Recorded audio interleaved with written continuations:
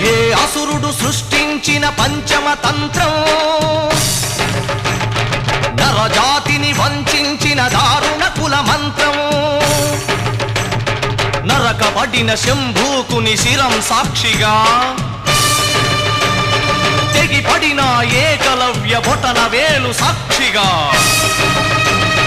ముంతల చీపురుల మన దీనగతం సాక్షిగా, ప్రశ్నించిన ప్రతి చోట మహారక్త క్షేత్రం,